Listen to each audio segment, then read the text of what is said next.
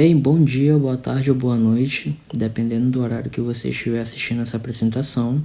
Eu me chamo Augusto Oliveira e junto com Danilo Santos nós vamos discorrer sobre esse tema interessantíssimo que é a transformação maligna de Hemenolepsis nana. Aqui os outros integrantes da nossa equipe e vamos partir para a explanação. Bem, antes de mais nada, é sempre bom ter um pouco de contexto. A Hemenolepsis nana ela é uma tênia com uma particularidade muito interessante. Ela não precisa de hospedeiro intermediário para completar o seu ciclo de vida. Então, ela vai se limitar ao trato gastrointestinal, mas em pacientes imunocomprometidos, como é o caso que a gente vai estudar um pouco mais a fundo, ela pode atingir uma alta carga parasitária. E isso foi justamente o que abriu um estudo para um novo mecanismo que vai vincular essa doença, essa infecção e o câncer, né? Justamente porque essa Hemenolepsis nana no paciente que nós vamos ver daqui a pouco, ela atingiu uma taxa tão alta que ela começou a invadir os tecidos subjacentes. E a hipótese para que isso tenha acontecido é que, como nosso paciente era imunossuprimido, isso permitiu mutações nas células somáticas da Hemenolepsis nana. E aí, esse parasito ele começou a apresentar características cancerígenas. Bem, quanto ao relato de caso, o nosso paciente ele tinha sido diagnosticado como HIV positivo em 2006 e só em 2013 que ele procurou atendimento médico referindo fadiga, febre, dispneia. E quando os primeiros exames foram feitos, a CD4, que é uma célula do sistema imunológico e é o alvo preferido do vírus HIV, ele estava numa taxa de 28 por milímetro cúbico, o que é extremamente baixo, já que as taxas normais dessa célula devem ser por volta de 500. Isso fez com que o nosso paciente apresentasse uma carga viral altíssima, que foi de 70 mil cópias por mililitro. Daí o nosso paciente ele foi submetido a uma tomografia computadorizada e nessa tomografia foi possível identificar nódulos pulmonares, hepáticos e adrenais, além de uma linfadenopatia cervical. Depois disso, o paciente ele foi submetido a uma biópsia excisional linfonodal cervical e uma biópsia pulmonar com agulha grossa. Daí, o paciente ele recebeu 3 doses de albendazol, que é um medicamento tipicamente utilizado para o tratamento de verminoses, justamente porque esse medicamento impede a fusão microtubular, ou seja, ele vai afetar a polimerização da tubulina do parasito e, consequentemente, ele vai impedir a absorção de glicose. E os medicamentos antirretrovirais foram reintegrados, a exemplo do Tenofovir, que é um medicamento classicamente utilizado no tratamento de HIV.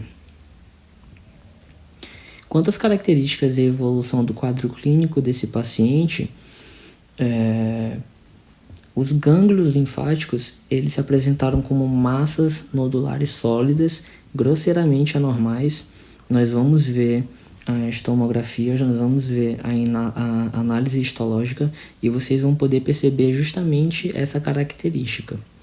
Além disso, foi possível observar também células atípicas pequenas com citoplasma escasso e núcleos proeminentes, mudança da arquitetura normal por ninhos irregulares e amontoado de células pequenas e atípicas, sincícios contendo núcleos atípicos na periferia dos ninhos. Algumas células elas eram notavelmente aumentadas com núcleos polimórficos, contendo múltiplos nucleolos. E além disso, a gente ainda tinha algumas características tipicamente cancerígenas, como, por exemplo, figuras mitóticas, invasão angiolinfática e até mesmo necrose. O nosso paciente ele recusou a hemodiálise e, por causa disso, a prestação dos cuidados paliativos foi iniciada. Fatalmente, o diagnóstico molecular foi fornecido 72 horas antes do seu óbito e o tratamento específico não pôde ser tentado para salvar esse paciente. Quanto às lesões nesse nosso paciente, foi observado que as lesões pulmonares, hepáticas e das glândulas suprarrenais, elas se mantiveram estáveis, mas a gente teve uma piora notável nos gânglios linfáticos. Agora, partindo aqui para as imagens, nessa tomografia anteroposterior da região torácica, vocês podem ver aqui que o pulmão ele está apresentando diversos nódulos pulmonares, né, que são essas manchas acinzentadas aqui, e era para esse paciente estar apresentando um pulmão límpido, né? E aqui nessa tomografia axial, vocês podem ver esses nódulos de maneira bem mais clara, né? Se aqui na tomografia anteroposterior não dá para identificar muito bem, aqui na tomografia axial vocês podem ver, essas manchas cinzas são justamente os nódulos pulmonares. E isso comprometia a função pulmonar dele, que justificava a dispneia referida pelo nosso paciente. Quanto à análise histológica, nessa primeira imagem aqui, onde tem esse asteriscozinho, a gente vai ter uma seção histológica de linfonodo mostrando ninhos invasivos e irregulares de células proliferativas. Então esses pontinhos rosas aí que vocês podem ver são justamente esses ninhos invasivos e irregulares. E na outra imagem aqui, onde a gente tem essas setinhas aqui, apontando para essas bordinhas, a gente pode ver justamente células características monomórficas e sincícios multinucleados. Então, com todas essas características, dava para dar um diagnóstico de que esse paciente estava com câncer, mas na verdade ele não estava com câncer, justamente porque essas células elas eram muito pequenas, então elas não eram células do corpo de um ser humano. E aí, com os métodos que vão ser explicados posteriormente pelo Danilo, pôde-se chegar à conclusão de que tratava-se de mutações nas células somáticas da Hemanolepsis nana. Por último, eu gostaria só de concluir a minha apresentação deixando claro para vocês que neoplasias elas ocorrem naturalmente em vertebrados, mas não são conhecidas por se desenvolverem em vermes. Os métodos utilizados para investigação foram inicialmente a cultura de células, onde as mesmas foram realizadas para amebas de vida livre, e misogástria, incluindo placas de agar e cultura de tecidos de fibroblastos de pulmão humano. Foi utilizado também os ensaios de PCR, onde o DNA foi extraído das amostras de tecido com o uso de métodos padrão. Para os estudos moleculares iniciais usaram mixogástria, PCR panfúngica e ensaios de sequenciamento direcionados a gene do RNA ribossômico. Os estudos de imunohistoquímica e hibridização in situ foram realizados com o uso de um sistema de detecção de fosfatase imunoalcalina indireta baseado em polímero de cromogênio vermelho rápido. Quanto à análise filogenética, no produto do ensaio de PCR do H-nana CO1, esse gene foi sequenciado bidirecionalmente e um ensaio de PCR de sequenciamento foi repetido e usado para confirmar os resultados. Foi utilizado ainda o sequenciamento genômico e análise comparativa, onde o DNA da amostra da segunda biópsia de linfonodo cervical do paciente e DNA criopreservado H-nana, além de espécimes de cepas de referência foram usados para constituir bibliotecas de sequenciamento e foram sequenciados com o uso de um sistema Illumina. As leituras humanas contaminantes foram filtradas por mapeamento para o genoma humano de referência. Diante desses métodos de investigação lançados, os resultados obtidos foram a cultura de células. Nos trouxe um resultado onde foi tentado a partir de tecido fresco, no entanto, nenhum crescimento ocorreu após 4 meses de incubação. Já na identificação e confirmação molecular, realizaram-se ensaios de Myxogastria e de PCR panfúngico, como eu já expliquei, em uma tentativa de identificar um eucariota desconhecido, mas esses ensaios identificaram inesperadamente H. nana com 99% de identidade de sequência. Na análise filogenética e mitocondrial de DNA, uma característica inesperada de sequência derivada do paciente foi a presença de 3 inserções de nucleotídeo único dentro de um intervalo em um domínio altamente conservado que era compatível com uma mutação deletéria.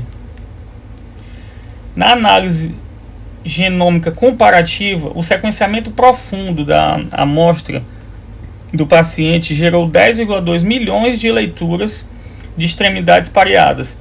A remoção de sequências humanas contaminantes resultou em 1,7 milhão de leituras restantes, das quais 1,4 milhão mapeado com o H. nana genoma de referência, com 53% de cobertura, com cobertura média de 2,4 vezes por base.